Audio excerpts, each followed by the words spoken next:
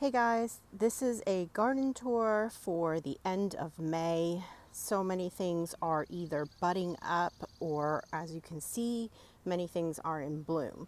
So I'm going to start with this garden bed, and here are the catmints. I have two Walker's Low catmints, and they're just spectacular. They are at their peak right now. So I wanted to make sure and get out here. There is this peony here that was blooming probably a couple weeks ago. So it is obviously done for this season and done blooming, but it was really spectacular. Then I've got these beard tongue, which is penstemon, and they're a dwarf variety, so they are looking very pretty and blooming profusely. So not any bunny damage at the moment. And then we've got these beautiful foxgloves all over the garden, and they're just looking so spectacular. I've got a couple different varieties in here.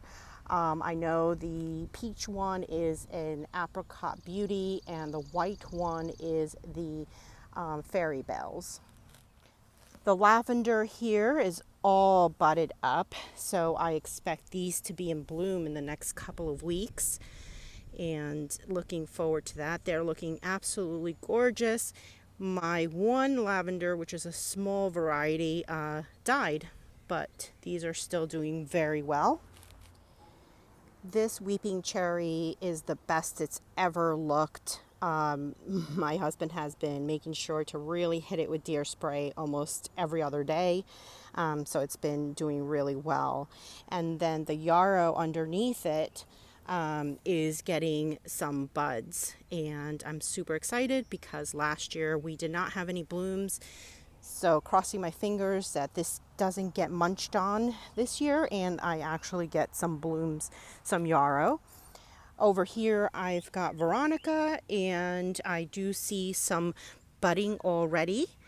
And over here, these are a little ahead and starting out to put out some color. These are a purple variety, and I really loved these last year. These are the Millennium Alliums, and those don't bloom until maybe midsummer. The little blue stem grasses doing beautiful. I really feel like I could use more of these somewhere. I love these so much. This is more of the purple agastache as well as the white, and they put out spiky flowers. So I believe these also bloom more in the middle of summer. Then I also have Eryngium, and I have them dotted around, one there, and one there. They have really spiked up and have so many buds all over them. I'm really looking forward to seeing those. Those were bare roots I purchased at Walmart. And so they did nothing last year, and this year I expect to have a good show. Then I have some rose campion here, and these are budding up and also should be blooming in probably the next couple of weeks. The St. John's wort, I don't recall when exactly this is in bloom, but it puts out yellow flowers, so hopefully that will be in a couple of weeks, I think. Maybe it's a little later. Anyway, I have here some Rudbeckia, the cherry brandy, and this is looking really well. I have caged up so many of my plants to deter the rabbits from eating my plants. Now the deer can still swoop in and eat some of these plants, so let's hope they don't. But this one is actually starting to put on a bud in there. I believe that's a bud. And yeah, these are recuperating from being eaten up. But some of these were winter sown. I believe this one and this one were definitely winter sown. This was the original one I purchased. So yeah, really looking forward to those. Here's another peony, which was in complete bloom about a week ago or two, and they were looking absolutely beautiful. you know, this is probably my favorite peony here. Then I've got the Gara, which is finally putting on some growth. I now have put chicken wire all around it, and hopefully I can get some blooms out of this and looking pretty. Here is the Sedum Autumn Joy. I have uncovered it at this point, and crossing my fingers that at this point nothing will eat it. In the springtime it got eaten down almost to the nub, and yeah, this one is looking good. Here in this cover is a coneflower. This is a green twister, and I have another one caged up in here. I also have, I don't know if you can see those sticks there, but those are drumstick alliums, and those were eaten as well. So not quite sure that I'm actually going to get any, but I could hopefully get some of those green twister cone flowers. Another eryngium here, and that is, I think, everything in this bed. Wait, one more thing. So back here is the delphinium, and so hopefully deer will leave this alone, because as you can see it's starting to bud up and it's going to flower. I only have two here, and I have one sort of hidden back here, and yeah, looking forward to that. Another one winter sown, and it only had foliage last year which kept getting eaten by what I assume is rabbits, because now that I have it caged up it's doing fine. So over here, still dealing with the situation about the skip laurels in the back. Just makes everything not look so pretty in here. The hydrangeas, both on either side, I don't know, maybe from the transplant or the winter, they just aren't doing too well this year. So this year I'm not sure how much flowers I'm going to get out of it, but this tree was a transplant and has not missed a single beat. This is a Causa dogwood, and as you can see it's got so many flowers all over it, and we're hopeful that this tree likes this spot now. It was struggling in the other location we had it, and I'm really loving how this tree is doing in this spot. And then I've got some more foxgloves. Two of these are definitely the apricot beauties. I think this might be a fairy bell. Not sure what the one in the back might be. But here is also a lot of my winter sown flowers. And basically this is my cut flower area. And over here I have Dara. And I have a little volunteer alyssum back there. That was where I had the alyssum last year, and one little bit did come up and self-seed, so I'm super excited about that. Love that. Didn't winter sow that this year, so I'll have to do that next year. And here is Batcher buttons. They're looking gorgeous. This is my first time. These were winter sown. Again, everything here was winter sown. And I've put these up because I had one singular Cosmo, and I think a deer reached in and ate that. They may have taken a little bit of the Dara as well. But yeah, so these went up so that one, it can hold the stems straighter and not topple over. Two, to maybe distract the deer also from trying to reach in. But these are looking absolutely gorgeous. Lots of buds in there. Then I've got this bed here with all my winter sown seedlings as well, and everything's looking spectacular. This is Feverfew here. I've got some Status. I believe I have two different colors, and I don't recall at the moment, but I am seeing one of them is starting to put out some buds. Actually, I see a few more in there that are budding up. And this is some straw flower. Also, some of them looking really nice and looking like they want to start budding up too. The larkspur is doing really nice, and I do see some buds on that as well. Every day I feel like they just get taller and taller. I added a few more straw flowers around for some of the spots where maybe something died off. And here is some snapdragons. These are a tall variety. I've got 3 little scabiosas, I think 3 or 4, and then the snapdragons that I got from Brampton Gardener, the seeds. So these are the ones that are doing the best, and I think those might survive.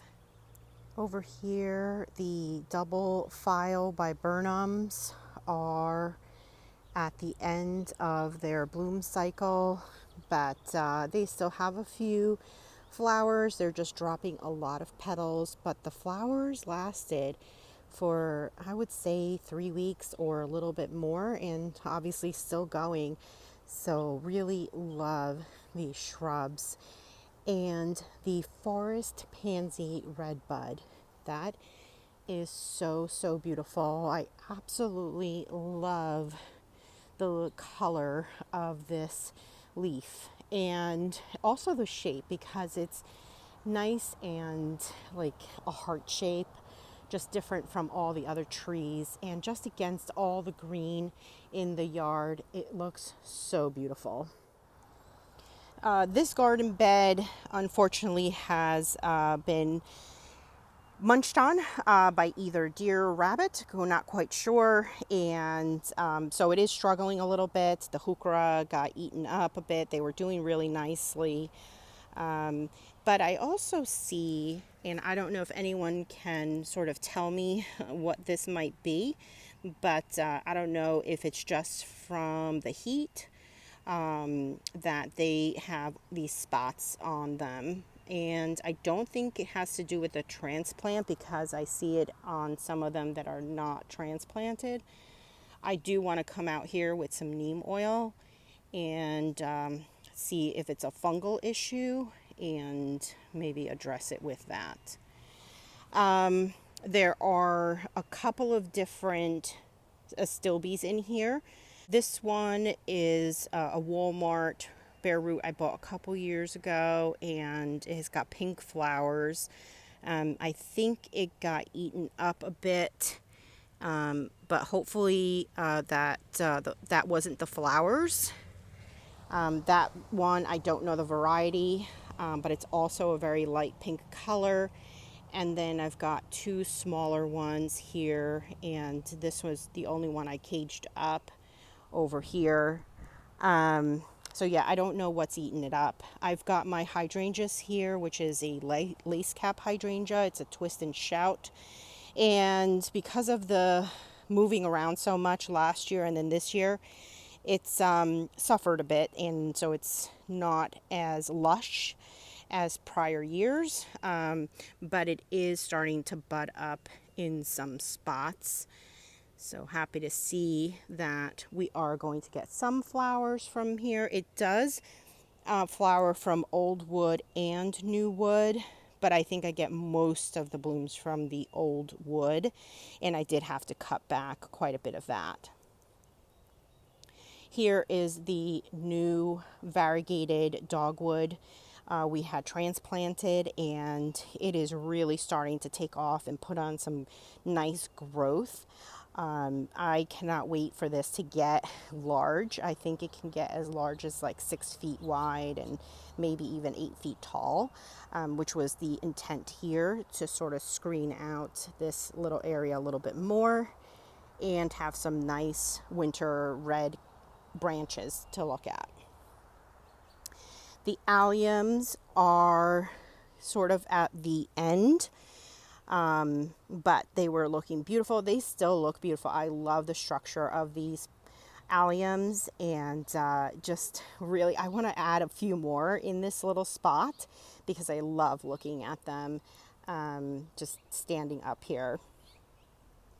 And here is another one of the hydrangeas. This one doesn't have as many buds, but it actually looks a little better than the previous one, and I think this one will put out some more flowers than the other. Then I've got these two columbines, and this is the black barlow, and accidentally I did not take this cage off, and so as you can see it bloomed right through, and just the flowers are so beautiful.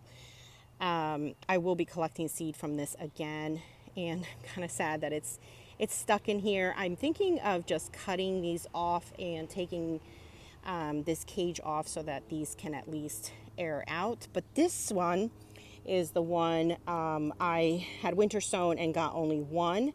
This is the Nora Barlow, and I absolutely love this flower. I will be collecting seed from this, and hopefully being able to grow from my own seed will give me much better results. At least that's what I saw with the black barlow, that collecting my own seeds did much better in my winter sowing. The foxgloves back here in this area, this gets like, I don't know, afternoon sun for maybe a couple hours, 2 hours, and these particular plants love it here. Just absolutely gorgeous. The foxgloves, as well as the snow-capped daisies, which are budding up and again should be flowering in the next couple of weeks. So excited about all of those flowers. I've got tons of rose campion here, and behind that is agastache, a purple agastache, and in here was coneflowers, and clearly the rabbits or the deer have found it and have pretty much eaten it down to a nub. They tried to also eat one of the agastache, but they don't like it, so the leaves got dropped here. So yeah, that's why I can't leave it uncaged. I've got a bunch of things dotted around here, and mostly snow-capped daisies. This is a Veronica that I transplanted over here, so not quite sure if they're going to flower this year. May not also get enough sun back here. And then let's see what else is new in here. These are a salvia that I think that's what this is, that I bought last year. I have these dotted around here. These might end up getting dug up in the fall and put somewhere else. But these are a great blue lobelia. I had winter sown these last year in a different spot of my garden. I moved them here where they got less sun than where they originally were, and they bloomed and looked beautiful. They came back, and last year nothing disturbed these, so trying to find plants that don't really get eaten by deer or rabbits.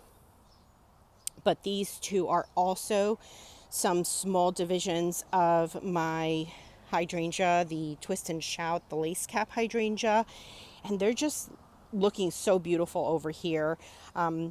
In the future, I may have to move them up a little because these do get quite large, and that's what I want from them. But I do see this one over here is starting to bud up, so it's even going to give me flowers. So that's really exciting. And the last two hydrangeas that I dug up and put into these planters just really took off as well. I don't know that I'll actually see flowers, but I'm really loving how they are doing in these planters and just looking beautiful. So that's it for this garden tour. Thank you so much for joining me, and don't forget to hit that like button, and I'll see you next time. Bye.